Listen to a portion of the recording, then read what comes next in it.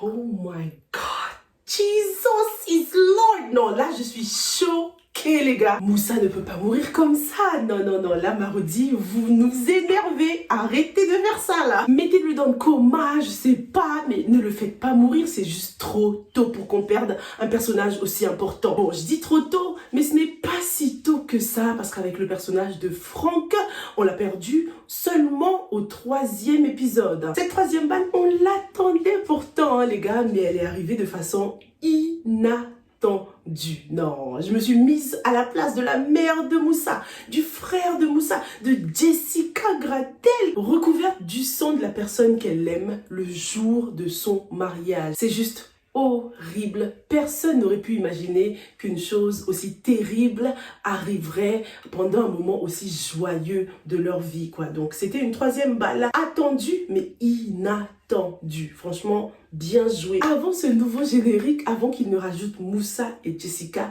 jamais de la vie, je n'aurais pensé que Moussa allait se prendre cette 3e balle, hein. J'avais d'ailleurs fait un sondage ici sur YouTube que je vous publierai dans cette vidéo. Et à aucun moment, je ne mentionne Moussa parce que pour moi, c'était juste impossible que ce soit lui qui reçoive cette 3e balle. Je penchais plus pour Mélanie Gradel. Je me suis dit qu'elle a eu un rôle important dans la première saison. Dans cette 2e saison, elle a pas grand chose à apporter, donc peut-être que ce personnage va mourir pour laisser place à une autre intrigue, tu vois, puisqu'elle n'a plus vraiment grand chose à apporter, hein, pour le moment. J'ai pensé à Tierno Seydi, à Paul Gradel, même à Issa Diouf, mais jamais je n'aurais pensé à Moussa, les gars. C'est juste heartbreaking. Mais quand on y pense, ce n'est vraiment pas si étonnant que ça, parce que depuis la première saison, Moussa en sait visiblement toujours plus qu'il n'en faut, hein, concernant les affaires. Par rapport à ces cachotteries là qu'il a depuis le début de cette saison, pour moi c'était normal, parce que c'était la même chose dans la première saison. Moussa savait avant tout le monde que Frank Gradel avait été tué. Il a toujours des infos, des scoops en tant que journaliste. Il est parfois sur des pistes dont il ne peut pas parler tout de suite, quoi. Moussa Diouf a toujours un coup d'avance et là, c'était clairement le coup de trop. Dans cette vidéo, on va essayer de démasquer le tireur de Moussa Diouf. Surtout, n'oubliez pas, abonnez-vous, activez la cloche pour qu'on puisse parler en détail de cette 2e saison de la série Impact. On parlera également de Paul Gradel et de ce pacte avec le diable qu'il a signé. Paul se laisse-t-il vraiment manipuler ou est-il le plus malin de tous? On le verra dans cette vidéo. Ensuite, on parlera de Mikey the Golden Boy et ses 2 Mikey's Angels, hein, sa side chick et Angèle. On en parlera dans cette vidéo. Alors les gars, qui est le tireur? Qui a tiré sur Moussa Diouf? Qui a osé tirer sur un homme au grand cœur? Déjà, on peut voir que c'est quelqu'un d'expérimenté, les gars. C'est pas une personne lambda, là, comme tout le monde. C'est un pro. Faut être un pro pour tirer à cette distance-là. En plus, dans le noir, là, pendant la nuit, il se faisait déjà tard. Et en plus, tirer au milieu de la foule, quoi. Il aurait pu rater Moussa et toucher quelqu'un d'autre. C'est très dangereux. Ça s'est passé tellement rapidement qu'on ne peut qu'en déduire que c'est un travail de professionnel. C'était un coup propre et rapide, straight to the point. L'auteur de ce tir n'est pas un personnage qu'on a déjà vu, en tout cas. C'est quelqu'un, il donne l'impression d'être quelqu'un qu'on a embauché, un professionnel, un sniper qui a été embauché pour do the job. Ma cousine, elle est sniper dans l'armée américaine, c'est pour ça que je dis ça, je m'y connais un peu. Et ce n'est pas du travail d'amateur, ça, les gars. Cette personne a été embauchée. Peut-être par Tierno Seydi, c'est ma première hypothèse. Même si je trouve ça un peu trop facile que le dénominateur commun soit toujours Tierno Seydi, tu vois. J'ai pensé à Tierno Seydi parce que dans le dernier épisode de la première saison, comme je vous l'ai expliqué dans une revue précédente, à un moment il était au téléphone avec quelqu'un et il demandait à cette personne de s'occuper de Moussa. Ce journaliste, nous avons besoin de son nom. Il s'appelle Moussa Diouf. Il est journaliste à Dagny et vous me rendrez aussi un énorme service en lui réglant son compte. It's already done. Je pensais qu'il parlait avec Bob, mais je me suis rendu compte, après l'épisode 3, si je ne m'abuse, de cette saison-là, qu'il ne connaissait pas Rob avant, en fait. C'était leur première rencontre. Donc, ce n'est pas possible qu'il l'ait eu au téléphone pendant l'épisode 32 de la première saison. Mais en tout cas, cette information est importante. Ce n'est pas un hasard qu'il ait parlé au téléphone avec quelqu'un en demandant à cette personne de s'occuper de Moussa Diouf. Et cette personne a dit « It's already done », un truc comme ça. Cette personne a parlé en anglais comme un professionnel à qui on demande d'exécuter une tâche. Tierno veut s'en prendre à Moussa pour plusieurs raisons. Déjà parce que Moussa, c'est quelqu'un de futé, c'est quelqu'un qui fait de bonnes enquêtes, surtout que maintenant il est journaliste d'investigation, donc c'est sûr qu'il va fourrer son nez dans des affaires qui dérangent. Tierno voudrait aussi éliminer Moussa pour le remplacer par Rob, pour que Rob prenne sa place quoi. Rob, comme on l'a vu, est devenu donc associé avec Tierno, et Rob, c'est l'ami de Jessica quoi. Il la kiffe, il aimerait bien sortir avec elle, voire plus. Épouser Jessica serait un move très stratégique et très bénéfique pour Rob et sa famille. En plus, pendant leur discussion, Tierno a déclaré qu'il avait un moyen pour eux de s'emparer de Gradel Worldwide sans trop éveiller de soupçons quoi. Et je sais comment vous faire revenir au sein du groupe Gradel sans éveiller aucun soupçon. Donc ça se trouve, il a pensé à une alliance amoureuse, à un mariage entre Rob et Jessica. C'est sûr que l'absence de Moussa permettra à Rob de se positionner stratégiquement dans la vie de Jessica quoi. Faudrait encore que Jessica le veuille. Certes, Rob pourrait entrer dans sa vie quand elle est vraiment vulnérable. Puisque Tierno connaît bien la famille, il pourra diriger Rob pour qu'il puisse séduire Jessica. Mais ce n'est pas une tâche facile, parce qu'on sait déjà que Rob ne lui intéresse pas du tout à Jessica. Donc les gars, dans cette deuxième saison, on a deux nouveaux personnages. On a donc Rob et Jimmy Williamston. On va les appeler les Williamston, puisqu'il ne veut pas révéler que ce sont des Hilton. Voilà, donc ce sont les Hilton Brothers. Je kiffe le casting, le fait qu'ils soient jeunes et dynamiques. Ça se voit qu'ils ont un mindset assez différent des personnes avec qui ils bossent. Ils ont l'air très efficaces et très result driven, quoi. En tout cas, leur point commun avec certains personnages de la série, c'est la famille. Ils ont pour but de laver le nom de leur père. Ils ont aussi parlé d'un certain Christopher. À un moment, j'ai cru que Christopher, c'était leur père, mais je pense pas que Jimmy appellerait son père par son prénom comme ça. Donc, peut-être que Christopher, c'est un autre frère. On verra bien par la suite, mais si tu as compris, n'hésite pas à m'éclaircir dans les commentaires, ok? Donc, ma première hypothèse concernant ce tireur, c'est qu'il ait peut-être été embauché par Tierno. Parce que ça se voit que Tierno, c'est le mec qui a des contacts, c'est le mec qui a le bras long, qui sait déverrouiller des portes, le mec qui sait manipuler et qui a beaucoup de personnes sous ses ordres. Donc c'est pour ça que j'ai tout de suite pensé à lui quoi. Et j'ai trois hypothèses concernant ce tireur. Donc la première c'est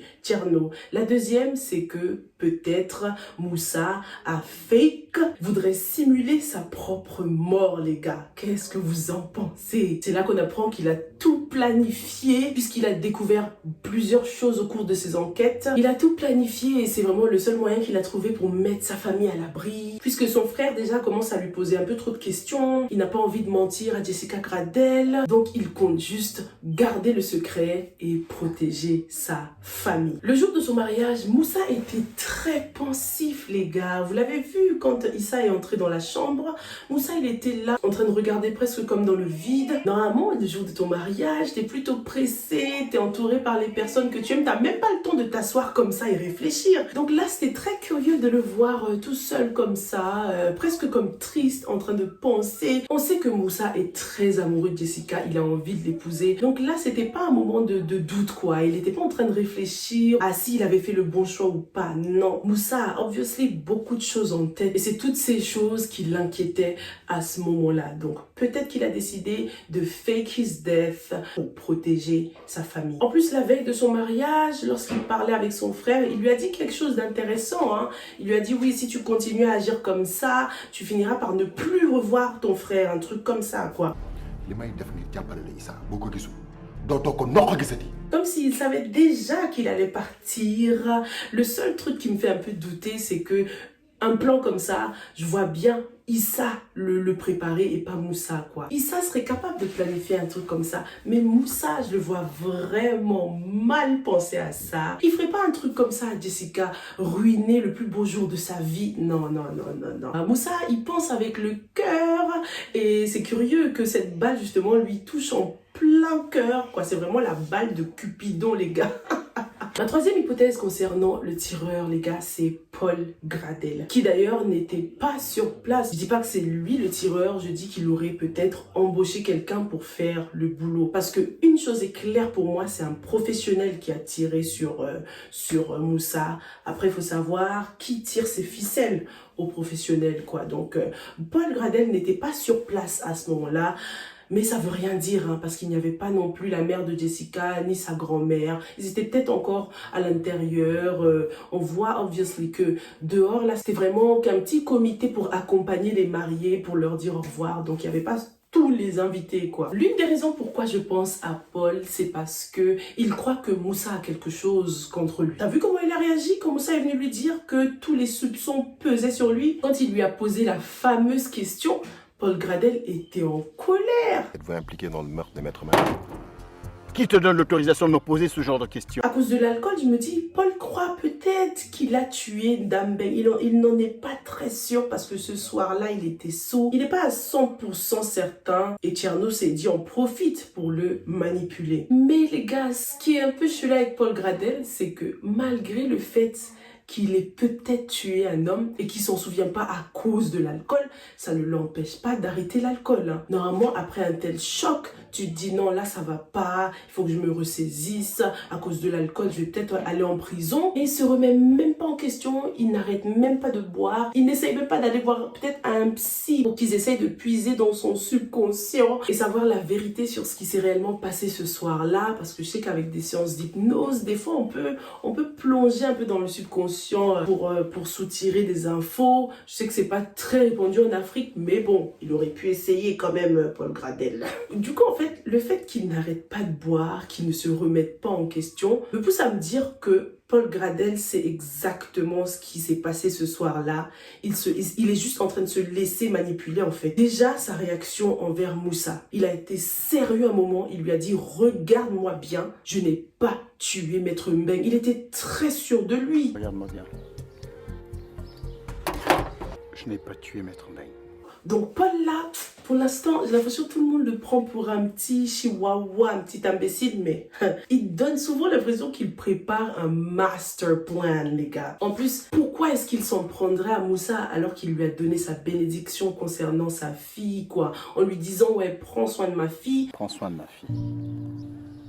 Je vous le promets. C'était une façon de lui accorder la main de sa fille, tu vois. Donc, dis-moi ce que t'en penses. Avec tous les arguments pour et contre que je t'ai exposés, est-ce que tu penses que Paul Gradel est derrière le troisième coup? Paul, quand il parle, des fois, on dirait qu'il sait très bien ce qui s'est passé. Il sait très bien qui a tué Dame Beng. Et il est tout simplement en train de manipuler Tcherno, le manipulateur. Le manipulateur manipulé, les gars, vous y croyez ou pas? Ce qui expliquerait pourquoi il a décidé de signer ce pacte avec le diable, puisqu'il sait que Tcherno est implacable en affaires comme il l'a si bien dit. Il veut le laisser faire pour l'instant et ensuite revenir tout prendre, quoi. J'espère vraiment que c'est un smart move, quoi, qu'il est en train de faire. Je veux pas que ce personnage me déçoive, je te jure. J'en attends tellement de lui. Depuis la première saison, j'attends un rebondissement de ouf avec le personnage de Paul Gradel. Il faut qu'on le développe un peu plus là, tu vois. T'as vu comment il se laisse marcher dessus par ses enfants? J'ai eu de la peine pour lui pendant cette scène, franchement. Quand Mike et Jess ont débarqué chez lui pour lui parler, t'as vu la dynamique de la scène? Il est resté assis tout au long de la scène lorsque ses enfants lui criaient dessus, lorsque Mike lui manquait de respect. Il n'a pas bronché, il s'est pas levé pour l'affronter, hein. Jamais. Il est resté assis tout au long de la scène. Il est resté en position de faiblesse, il a gardé sa position inférieure, assis comme ça, quoi. Contrairement à la scène avec Mélanie Gradel lorsque ses enfants la confrontent, c'était beaucoup plus dynamisé. Elle était debout à un moment, elle s'est retournée parce qu'elle avait honte à un autre moment, elle s'est assise, elle s'est effondrée. À un moment, ses enfants l'ont consolée, elle avait beaucoup plus leur soutien par rapport à quand ils parlaient avec leur papa. Mike et Jessica étaient beaucoup plus ouverts au dialogue avec leur mère. Parlons d'ailleurs de Mike, the Golden Boy, de Fatih et de Angèle. Oh non, Angèle elle était spicing hot pendant cet épisode. Donc déjà, ces trois-là, it's a mess, les gars, surtout Mike, non, Mike, il met une grosse déception. Je pensais que la prison allait le changer, mais rien du tout. Il est toujours aussi irrespectueux envers les femmes. Il a presque toujours cette même mentalité. La prison n'a rien changé en lui, hein, à part guérir sa claustrophobie, quoi. Prince l'a donc aidé à sortir de prison, certes, mais je sais pas... Prince, là, je vais continuer à lui donner de side-eye, hein, parce que même s'il, certes, il a tout fait pour sortir son pote de prison, d'après les infos qu'on a eues, il venait pas souvent le voir en prison, quoi. Donc, eux, ils ont une amitié assez chelou, hein. C'est l'amitié des riches, là. Ils s'aiment à distance.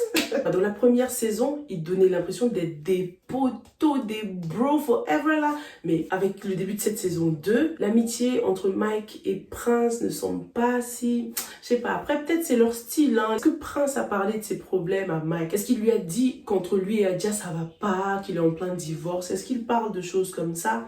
On sait pas trop. Parlons maintenant de Fati. Oh là là là, la Fati, elle me fait mal au cœur. Mais je suis quand même contente qu'elle commence déjà à réaliser que Mike ne l'aimera jamais comme elle le souhaiterait réellement. Et ça la fait déjà souffrir, hein. Et ce sera encore pire lorsqu'elle l'entendra de sa bouche, hein. Donc dans la bande-annonce, on voit qu'elle surprend une conversation entre Mike et Prince. Quand Mike dit clairement à son poteau que c'est Angèle la femme de sa vie. Mais Mike, en fait, il a lâché des red flags depuis le début, hein. En fait, il dit plein de choses que Fati ne considère pas. Elle fait la sourde oreille, en fait. Quand elle parlait du mariage... Qui sait? Peut-être c'est mon best mon petit bossy. Qu'est-ce que tu racontes, toi? Et... Ok, vas-y, mais tu me reviens vite ce soir, hein. Side chick forever. Il va jamais l'épouser. Ça n'effleure même pas son esprit en ce moment. Il avait juste hâte d'avoir un peu de plaisir charnel à sa sortie de prison. Et comme Fati était très très présente dans sa vie, il a eu des rapports avec elle, quoi. En plus, Fati est très émotive en ce moment, les gars. Est-ce qu'on peut déjà parler de grossesse? Dans la revue précédente, on a parlé du Karim Gradel. Est-ce que ce Karim Gradel sera l'enfant qu'elle aura avec Mike? Et à ce moment-là, au moins, ils seront liés par quelque chose. Ça rendra les choses même encore plus compliquées pour Fati parce qu'elle pensera à Mike toute sa vie. Elle aura un lien à vie avec lui, hein. Donc pour l'instant là, il n'est pas trop tard pour Fati de trouver un autre mec, peut-être un des Hilton Brothers là, qui sait. Il est joli, mignon, hein, Jimmy. Parlons maintenant de Angèle, de spicy hot Angèle. Elle a donc perdu son cher resto, ce qui l'a poussée à quitter le pays. Oh là là là là, c'est un coup dur, hein, parce qu'elle y tenait vraiment, sachant qu'en plus c'est elle qui subvenait aux besoins de sa famille. Ça a dû être très très dur. Mike l'a complètement ruiné. Il aura du mal à lui pardonner, hein. En tout cas pas, ce sera pas pour aujourd'hui les gars. Et moi aussi je veux même pas qu'elle lui pardonne maintenant, hein.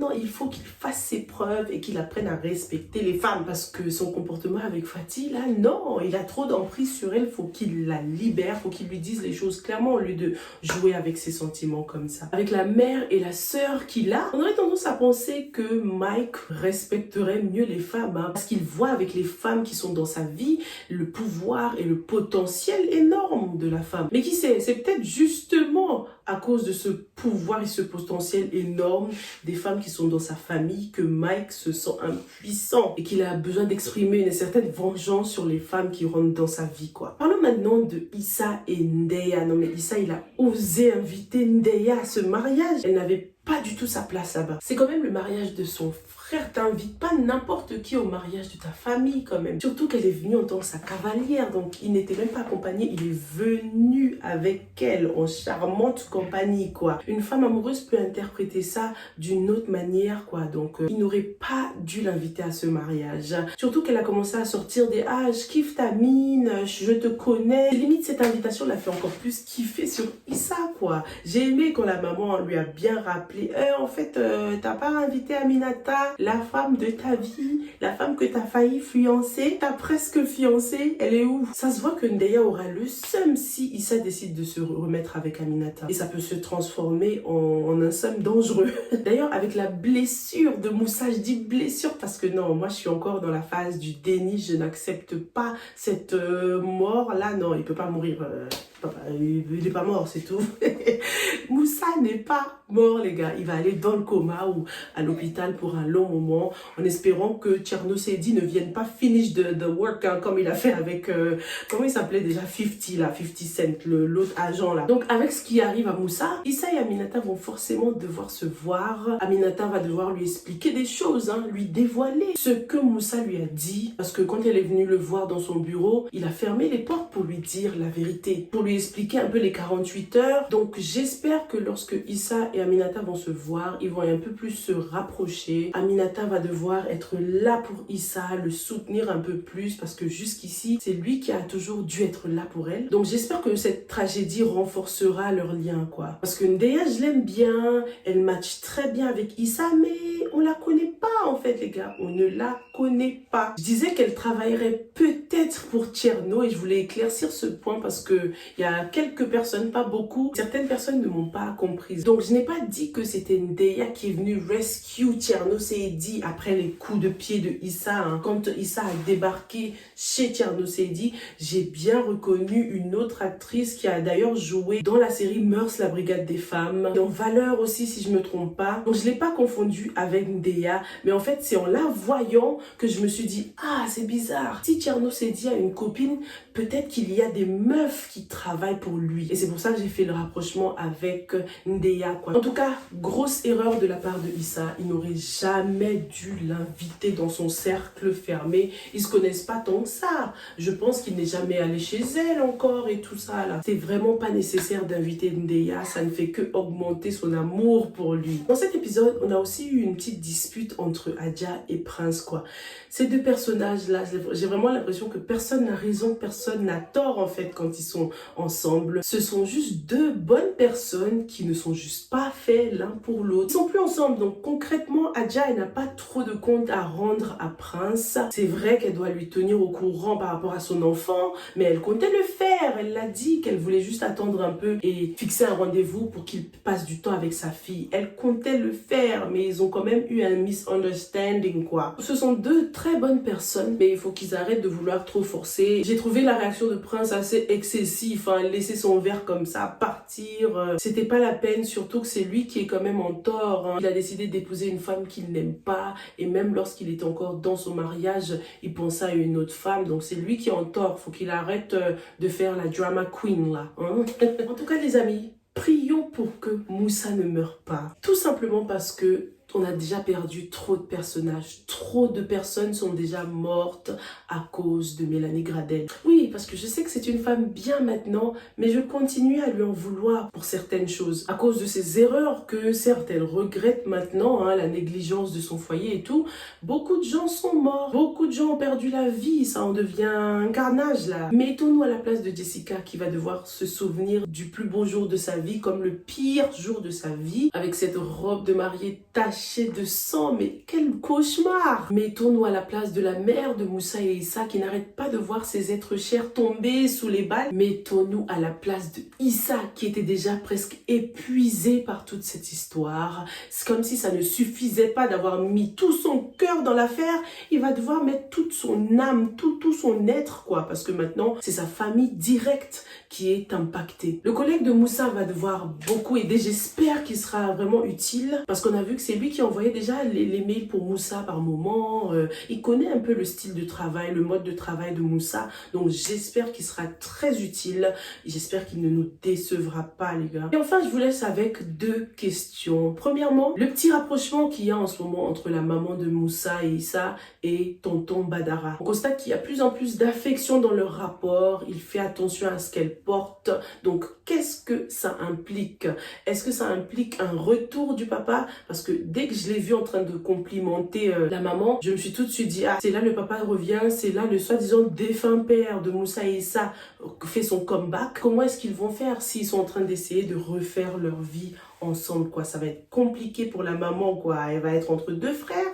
Dis-moi ce que t'en penses. Ensuite, la deuxième et dernière question concerne la tombe de Franck. On en a discuté sur Instagram. On s'est demandé Comment ça se fait que Jessica n'avait jamais remarqué le nom Gradel sur la tombe de son frère? La dernière fois qu'elle allait le visiter, elle y était avec Moussa qui a donc qui a mis un bouquet sur le nom pour cacher le Gradel. Mais avant ça, avant la réconciliation avec Moussa, elle est bien allée visiter la tombe de son frère quand même. Jess n'a-t-elle réellement jamais remarqué le nom Gradel sur la tombe de ce frère qu'elle aime tant, son complice? Ils étaient comme ça hein, avec Franck Gradel. J'ai aimé d'ailleurs qu'ils aient rajouté cette scène où elle était vraiment bouleversée hein, parce que à la fin des épisodes précédents, je me disais en fait elle est pas si bouleversée que ça par cette nouvelle, mais bon en même temps ça ne change rien à l'amour qu'elle avait pour son frère, hein, qu'il soit un Gradel ou un Beng quoi. Merci beaucoup d'avoir regardé cette revue jusqu'au bout. Comme d'habitude, bravo Marodi pour cette saison 2 qui est juste crazy amazing. Hâte de lire vos commentaires, n'hésitez pas à mettre un petit like hein, si vous avez kiffé cette analyse et je vous retrouve sans faute dans la prochaine. Stay safe and stay blessed. Bye.